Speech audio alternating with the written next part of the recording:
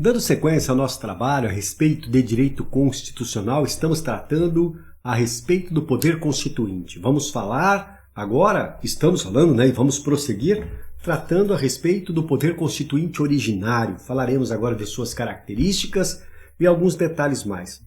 Chegamos à conclusão de que, na visão juspositivista dos positivistas, o poder constituinte originário é um poder de fato inaugural, inaugura a ordem jurídica. É essa a ideia que nos traz essa percepção juspositivista, Vamos dar uma olhada no quadro para ver o que nós temos em relação a esse tema.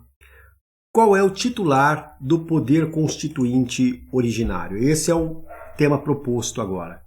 O titular do poder constituinte é o povo. O povo é o titular, que pode exercer esse poder constituinte originário de maneira direta ou de maneira indireta por meio de seus representantes. Obviamente que a gente percebe uma dificuldade material, uma dificuldade muito grande para que haja o exercício do poder constituinte originário diretamente por seu titular. Na verdade, quem irá exercer esse poder constituinte são seus representantes. Então eu tenho que tomar cuidado, eu preciso separar o titular do poder constituinte daquele agente que exerce o poder constituinte. Então a gente precisa separar. Normalmente, a elaboração de uma Constituição, o ato de inaugurar um Estado, se dá por meio de uma Assembleia Constituinte ou de uma convenção para isso, instituída. Então nós temos esses representantes que surgem exatamente para elaborar essa Constituição, para inaugurar o Estado. Mas lembre sempre, o poder constituinte originário tem como titular o povo. E aqui a gente abre um parênteses em relação ao nosso caso, em relação à nossa Constituição de 88. Já falei disso lá atrás, em um dado momento, que a Constituição de 88 ela tem uma peculiaridade que nos entristece muito. Porque é reconhecido que a soberania é o povo que tem a soberania. É o povo que é titular do poder constituinte originário. Portanto, o povo pode inaugurar um novo Estado. Pode haver uma nova revolução jurídica, a instituição de um novo Estado. Isso pode acontecer. Mas olha que situação estranha. A Constituição atual, ela prevê a possibilidade do Estado, do povo, romper essa ordem jurídica e criar um novo Estado. Mas ela não permite que o povo, que é titular do poder constituinte, venha, por meio de iniciativa popular, alterar a Constituição. Não é possível, na nossa Constituição, a proposta de emenda constitucional por iniciativa popular. O povo pode até fazer uma outra Constituição, mas alterar essa Constituição que está aí, por iniciativa popular, não pode. Olha que estranho, muito estranho. Por quê? Porque o que faria o povo nesse caso? Ele simplesmente iria elaborar o projeto de emenda à Constituição e submeter esse projeto à Câmara, ao Senado, e lá seria votado. Não é que o povo iria elaborar e já iria existir. Isso não. É só o projeto. Nem iniciativa popular para isso há. O Estado, o povo não tem essa possibilidade. É estranho, porque ele é titular do poder constituinte originário. Pode criar uma nova Constituição, mas alterar essa Constituição tá aí, sequer propor o projeto de alteração pode. Não pode, tá bom?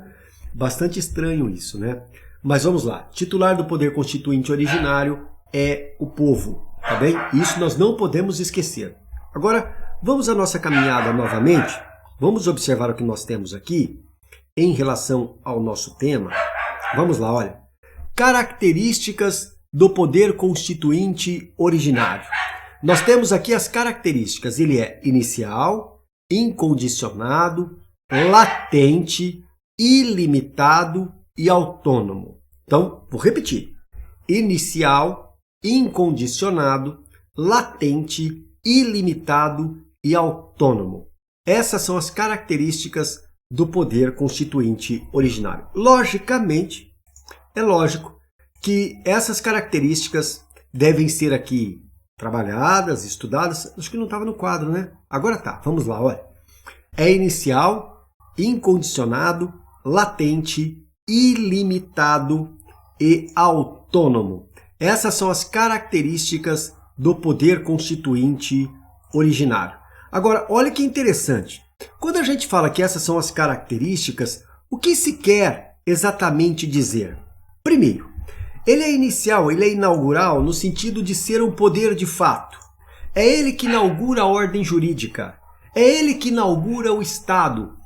Isso significa que é ser inaugural. Ele não retira a força de uma ordem jurídica pré-existente. Isso na visão dos positivistas. É um poder de fato. Ele não retira forças, fundamento de uma ordem jurídica anterior. Se ele não retira a força de uma ordem jurídica anterior, nós podemos afirmar que ele é ilimitado. Essa é a ideia também. Eu quero que você coloque aí essa característica, ser o poder constituinte ilimitado, que é o que eu tenho no item 4, perdão. Mas vamos seguir a ordem correta que nós temos aí. O primeiro item que nós temos aí é o inicial, já falamos. Incondicionado. Não pressupõe, portanto, para o seu exercício, formas ou condições pré-estabelecidas. Disse que ele é incondicionado, por quê? Porque não há como pressuposto uma forma de exercer o poder constituinte originário, condições de exercício do poder constituinte originário. Ele é incondicionado. Por exemplo, não se fala em tempo, não se fala em quórum, não se fala em quem pode exercer esse poder constituinte originário. Então, não há condições estabelecidas. Ele é incondicionado. Primeira característica, é inicial, ele inaugura o Estado. Segundo, é incondicional. Não tem condições, não há forma pré-estabelecida para que haja o exercício do poder constituinte originário. Além disso, ele é latente. E o que significa afirmarmos que ele é latente ou permanente? Pode colocar aí na frente. Ou permanente. Significa dizer que o exercício do poder constituinte originário não o exaure. Não é porque eu exerci o poder constituinte originário hoje, inaugurei um Estado, que eu não possa, ao depois, de forma revolucionária, revolução jurídica, criar um novo Estado. O exercício do poder constituinte originário não o exaure. Portanto, ele é latente ou permanente. O seu exercício não faz com que ele acabe, não faz com que ele se extinga. Ele pode ser exercido num outro momento. Então nós falamos aí que ele é inicial, incondicionado e é latente. Agora, ele é ilimitado. Numa análise positivista, o poder constituinte é ilimitado. No entanto, atualmente devemos entender que o poder constituinte originário sofre limitações extralegais. São elas decorrentes do direito autoral, decorrentes dos limites de fato e decorrentes do princípio de proibição do retrocesso. Então quer dizer que o poder constituinte originário, se eu olho uma postura simplesmente positivista, eu vou dizer que ele é ilimitado. Ele pode inaugurar uma ordem jurídica do jeito que ele quiser. Ele pode inaugurar o Estado da maneira que ele quiser. Isso é uma percepção positivista do poder constituinte originário. Por quê? Porque ele é um poder de fato. Ele não retira força de uma ordem jurídica pré-existente. Portanto, ele não sofre limitações peias que decorram de uma ordem jurídica anterior. Ele pode inaugurar o Estado que ele quiser. Nessa visão positivista, que é demasiadamente simplória, nós iríamos admitir a existência de um novo Estado que permitisse a escravidão, a tortura como meio de obtenção de provas. Ele inaugura a ordem jurídica, ele pode então partir desse pressuposto. Estou partindo do zero e eu vou criar um Estado com essa feição.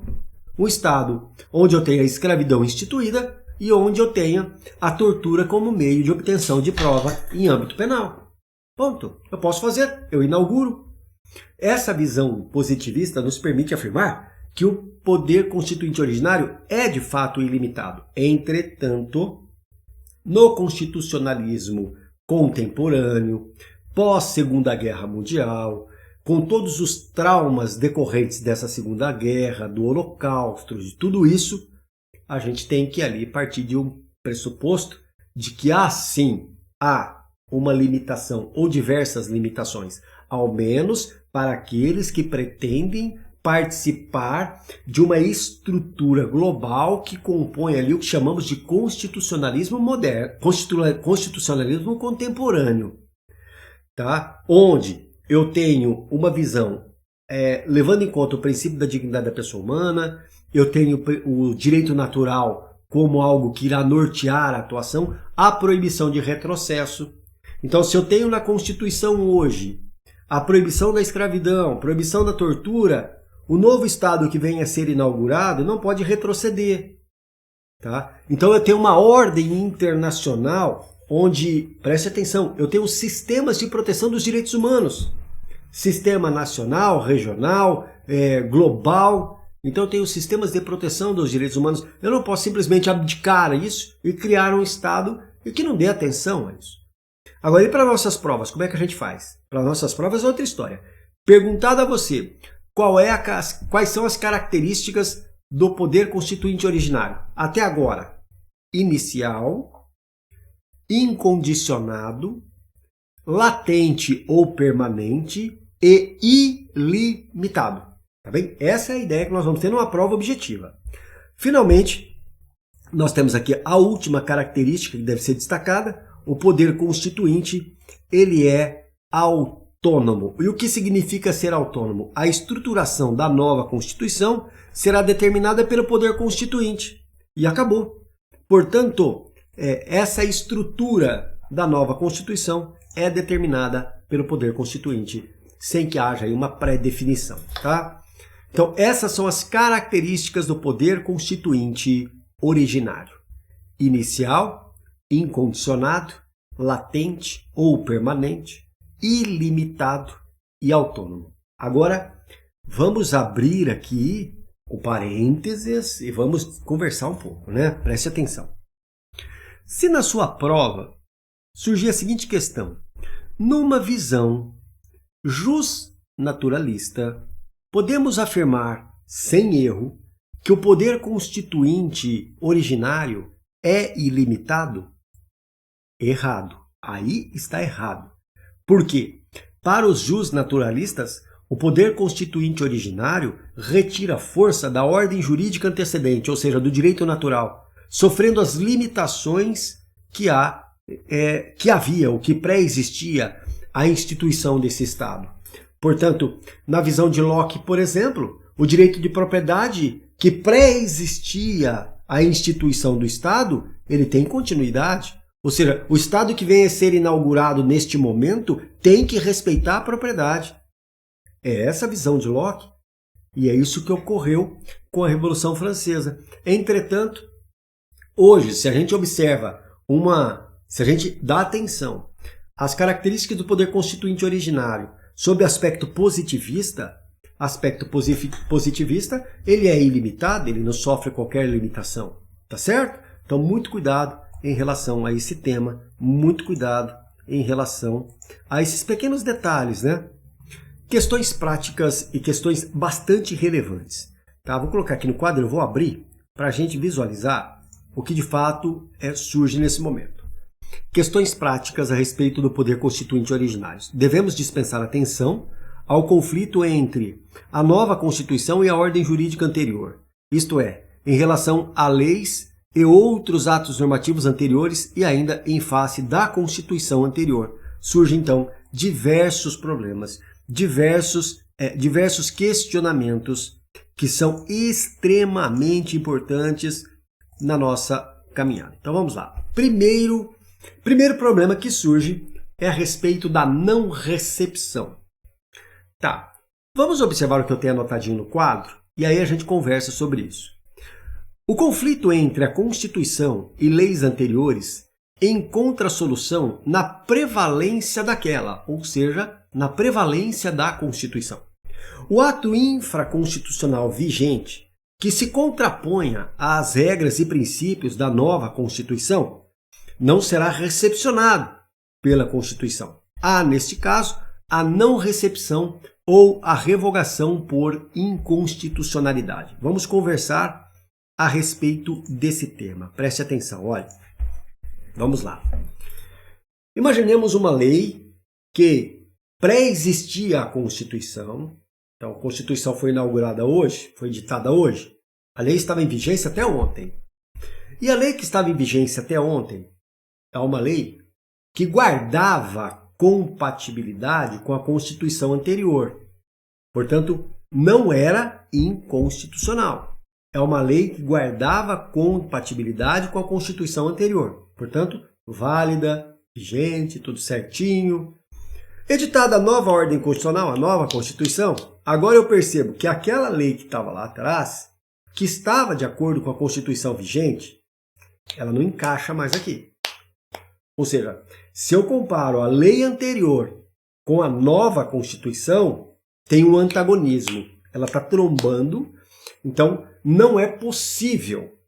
Aqui haverá, eu pergunto, a declaração de inconstitucionalidade da lei? Não. Não é declaração de inconstitucionalidade. É a não recepção. Ela não é recebida pela nova ordem constitucional. Fala-se em revogação por inconstitucionalidade. Esse também é o termo que é usado. Então, a lei anterior, que não guarda compatibilidade com a atual Constituição, não foi por ela recepcionado. Agora, olha o que nós vamos falar aqui. Vamos abrir a discussão em duas frentes. De um lado, uma incompatibilidade material. Do outro lado, uma incompatibilidade formal. A lei anterior, ela não se ajusta à Constituição atual porque ela tem uma incompatibilidade material. O tema que está sendo tratado lá não pode mais existir. Aquela lei regulava, por exemplo, a possibilidade, ela previa, isso é hipótese, tá? Só hipótese, só para a gente entender. A lei anterior criava um obstáculo à mulher de gerir o seu patrimônio ou o patrimônio do casal quando o marido viesse a falecer. Falava que a mulher era incapaz de exercer. Obviamente que agora, com a Constituição editada hoje, onde diz todos são iguais perante a lei, igualdade material, igualdade formal, tudo certinho, aquela lei que estava ali, ela não guarda compatibilidade com a atual Constituição. Então ela não pode ser recepcionada, ela não foi recepcionada. Há uma incompatibilidade substancial, há uma incompatibilidade material, não encaixa. Então aqui eu tenho a não recepção ou a revogação por inconstitucionalidade. Isso no primeiro caso, aquela bifurcação, incompatibilidade material. Segunda opção, que nós fizemos assim, agora do lado de cá. Incompatibilidade formal. Ora, preste atenção. Nós temos uma lei que trata de uma matéria, direito tributário, uma lei que pré-existia a Constituição. Agora, olhando a Constituição atual, o tema que está sendo tratado lá não guarda incompatibilidade. Na verdade, está aqui dentro da Constituição. A Constituição até fala daquilo que está previsto na lei anterior. Entretanto, lá atrás, sob o império da Constituição antecedente, aquela matéria de direito tributário era a matéria que poderia ser tratada por meio de lei ordinária, cujo quórum de votação é baixo, e foi feito aquele código tributário que está aqui, foi elaborado nos moldes da Constituição anterior por meio de uma lei ordinária, portanto. A Constituição atual fala, não, lei ordinária não pode, tem que ser lei complementar, com um quórum qualificado. Quer dizer, entre a substância da lei anterior e a Constituição, não há incompatibilidade. Nós não temos incompatibilidade. A incompatibilidade é formal tão só. Se a incompatibilidade é formal, preste muita atenção no que eu vou dizer. Incompatibilidade formal não faz com que a lei anterior não seja recepcionada. Ela será recepcionada. Recepcionada sob a forma que se exige na atual Constituição. Então, aquilo que eu tinha como lei ordinária anteriormente será recepcionada como lei complementar.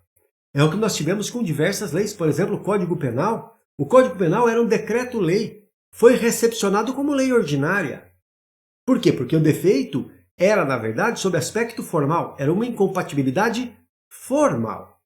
Então, a incompatibilidade material afasta a lei anterior, ela não é recepcionada.